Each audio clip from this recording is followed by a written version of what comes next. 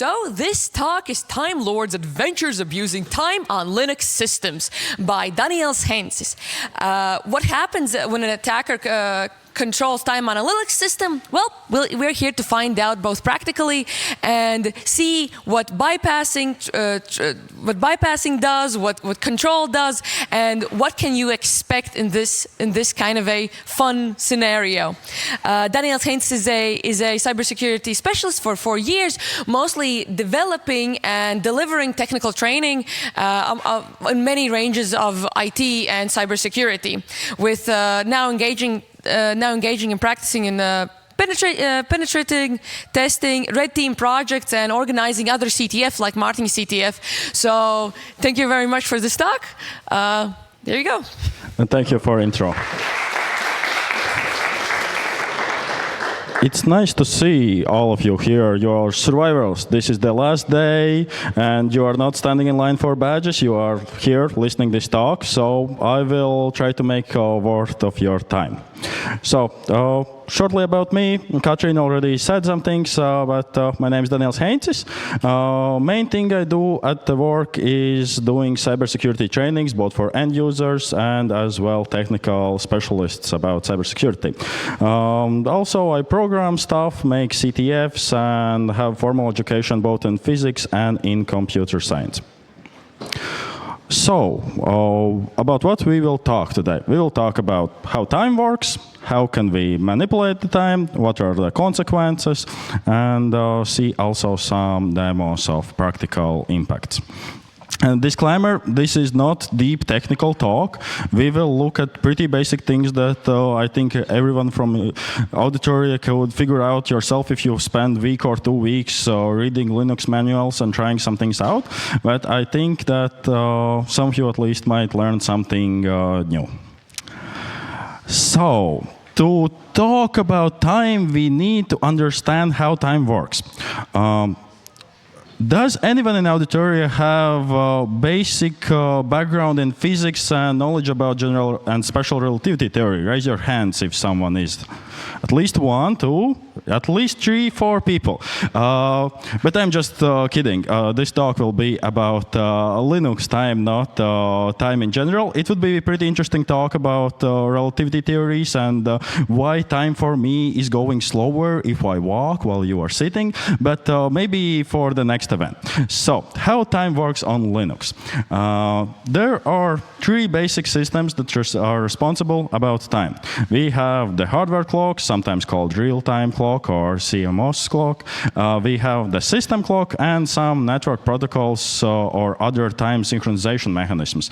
In this talk, we will concentrate specifically on a system clock and what does it do and how does it work.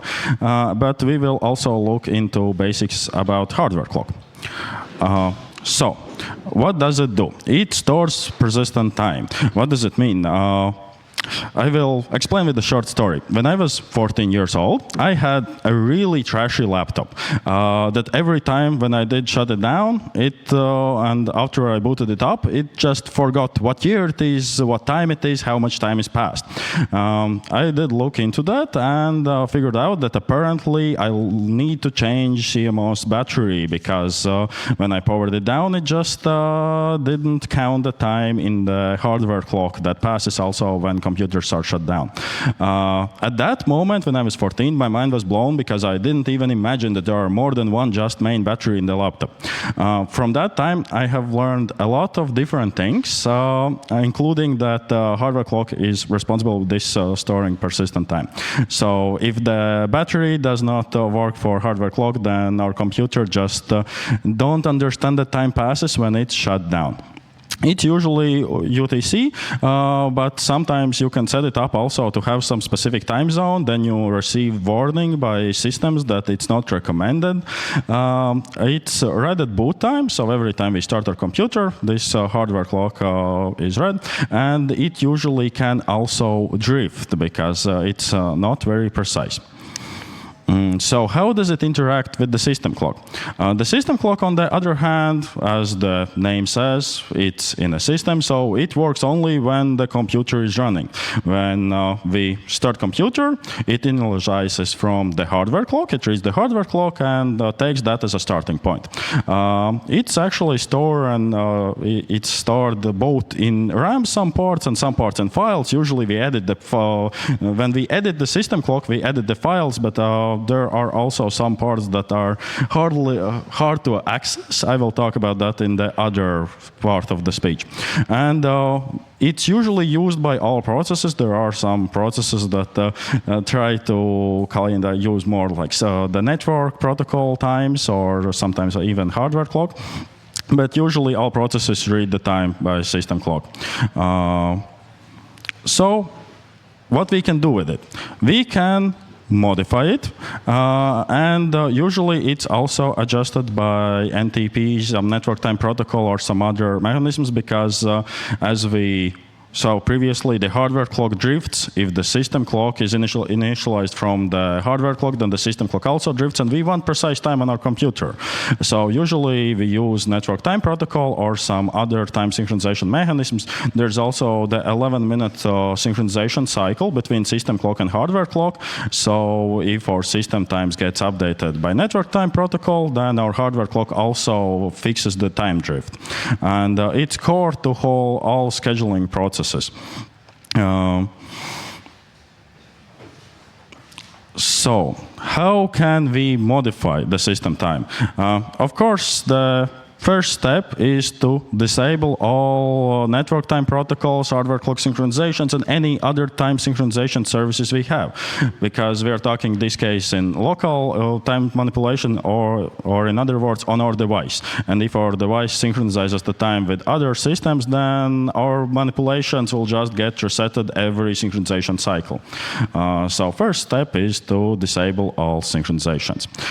Then there are different methods. The most I would say the least hacky one is to use the time and date utility with the GUI, cool, simple, and it's kind of hard to automate. So we can use the command line arguments such as command line programs such as time date CTL. It's a bit more hacky, but it still doesn't feel like a time abuse. You are using just the system program to change time.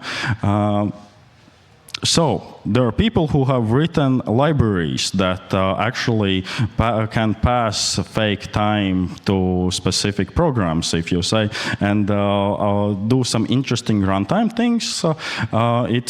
This library on the screen is dedicated to modify how specific programs see time. It has a lot of cool features, but at least in documentation, because I didn't really use it for this presentation because I wanted to keep it simple and easy to understand, not so reading some complex libraries and what they are doing with syscalls and some other things. So the solution I chose is just using bash or bashing, automating the usual commands in a ways how I want. For example, setting system time with very simple loops, or freezing it, or doing something else. So let's see two very simple demonstrations. So time freezing, and also we will look into local JavaScript timer workaround. Time freezing, of course, is pretty easy. I will just put up my virtual machine. Oh, it's already on that screen. Excellent.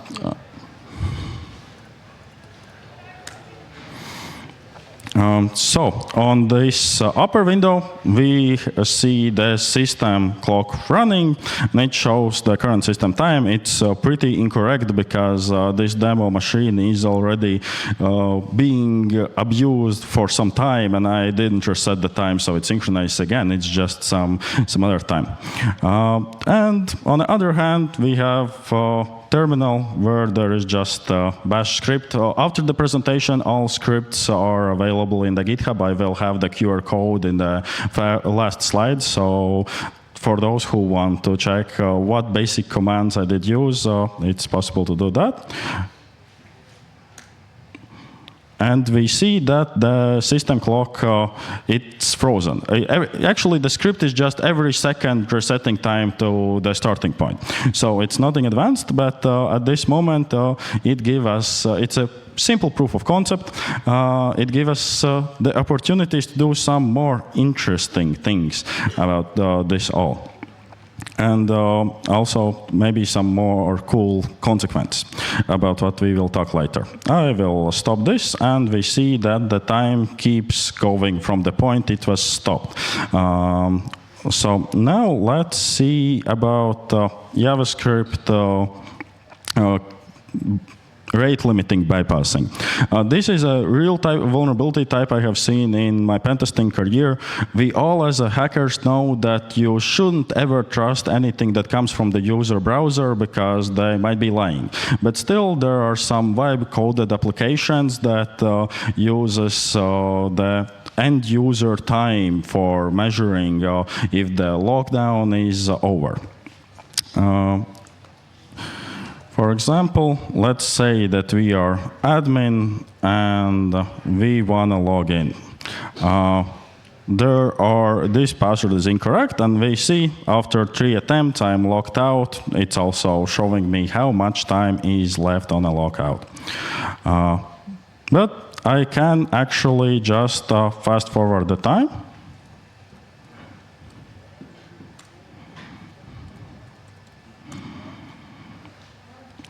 And right now, if I use correct password, we see I logged in. For the proof of concept, if I, for example, try to log in with the incorrect password and I fix it, it still does not allow me to log in, but after the time skip,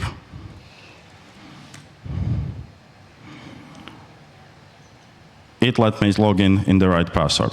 So very basic, but real vulnerability that I have seen in some systems. So let's go back to the slides in a second.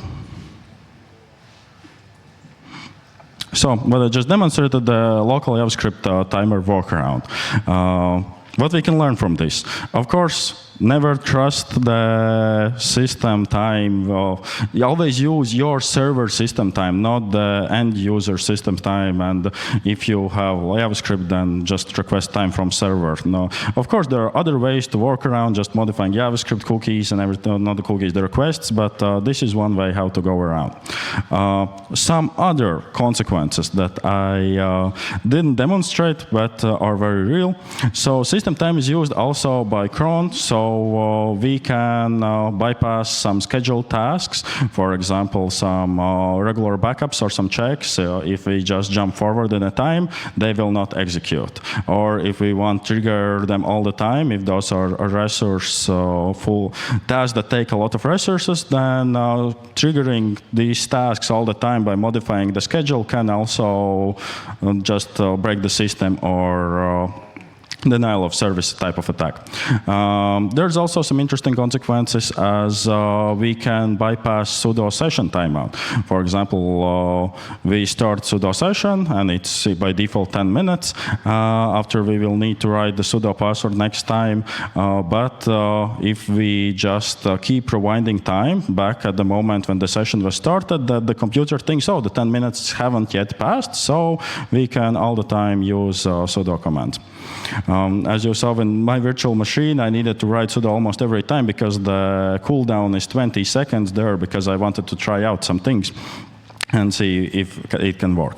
Also, the modern solutions as Kerberos Active Directory login, so you request precise time when you are doing the login procedure. So if the system clock is incorrect and don't match the server you try to log in, then you actually can't log in. So it has potential impact as denial of service.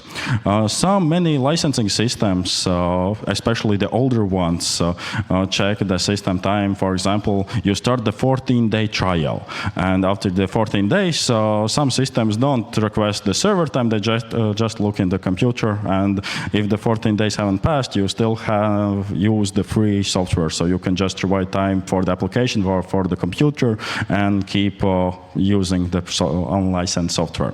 Multi-factor authentication, the TOTP codes are very precise. They usually stop working after like 30-second time interval, and if the system that is generating or submitting them have incorrect timestamps, also these codes don't work. You can try some reply attacks that you use old code that was, example, valid 5 minutes ago, try to reply it if the time is manipulated, but usually all modern libraries are smart enough to not fall for this trick. Also, SSL TLS certificate validation issues. So when we open the website with SSL, it checks if the certificate time is still valid, and it checks often against our system time. We can manipulate the system time, and then the certification, which is already invalid, will be valid again. And of course, we can bypass some delays, as I just did show with the JavaScript delays. But there's a question. In the previous slide, there was an accent on some delays. Why I can't bypass them all? For example, when I started thinking about this talk, I wanted to check if I can bypass the KeePass XC rate limiting, because it's locally installed on my computer. It works without internet, so it checks the system time probably. And after I enter the password for my password manager 5 times wrong, it says it's on a cooldown. I can't enter password again. Can I bypass it? And I tried, and with the system clock manipulation, nothing happened. The cooldown, I couldn't bypass it. So I kept researching and did find that there is such a thing as monotonic clock. As it's written, it's non-settable system-wide clock. I wouldn't even call it a clock by standard meaning, because actually it's more like a counter that counts ticks from the system boot, and the value never decreases. It should always increase, but there are some rare cases when if you request this clock very quickly 2 times in a row, you can get the same value, but it never decreases. So that's actually the thing most programs use when they talk about some cooldowns, or for example, computer games calculating the trajectories of projectiles. They use this system clock. So a little bit about that more. It always moves forward. It never winds. It's immune to time jumps, so by changing system clock, this clock will not change. It's used for intervals, not timestamps, as I already mentioned, so it's not really even a clock. It just counts ticks from system have booted, and it starts every time when you boot system. It's not directly observable from user space. And so that means that I can't directly interact with it, not even as a root user. Let's see what else uses it. System time is used by file timestamps, so file system use system time, some logs use system time, certificate checks, scheduled tasks, and some other programs. On the other hand, monotonic time is used by all the sleep, use sleep, nano sleep, every time. For example, in my scripts, I also say like reset time every 1 second. How does the script know that 1 second is passed if it would check by system time? It checks the monotonic time. That's how it knows that 1 second, 15 seconds, 20 seconds have passed. It also used in many systemd services, Watchdog. It's used in timers, Rust, Go, C++. Also some benchmarking libraries use it because in some intensive tests it's more precise than the system clock. Then the question is, can we manipulate the monotonic clock? How do you all think? Of course, it's Linux. We can do whatever we want.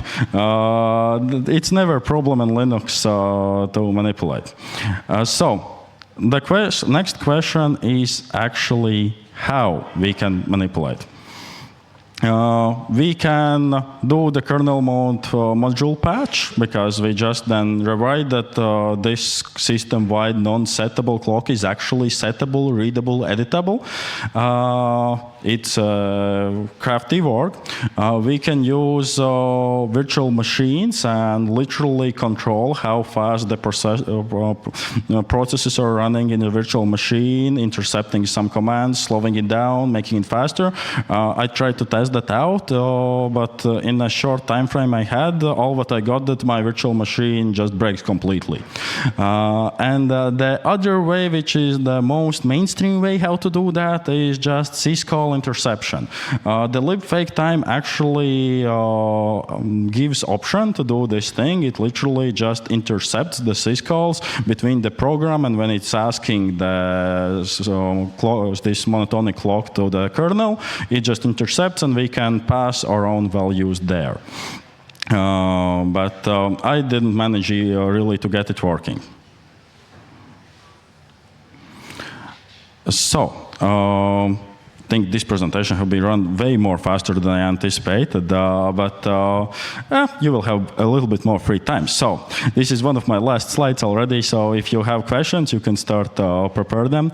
The next steps for this, my short research. I want to read and understand Linux kernel better, because I did start reading it and analyzing for this presentation, but I did understand that I don't understand very many things. I want to try also to write my own patches to Linux kernel so I can control this monotonic clock, do some better automatization scripts, and also for future bigger research, look how time is managed in quantum computers, because in the quantum speeds there are many interesting things that actually happen. So here's the sources. Mostly I just read the manuals and experimented with commands and functions, trying them out. And here's the promised QR code for slides and also the bash scripts I used in the presentation. So do you have any questions?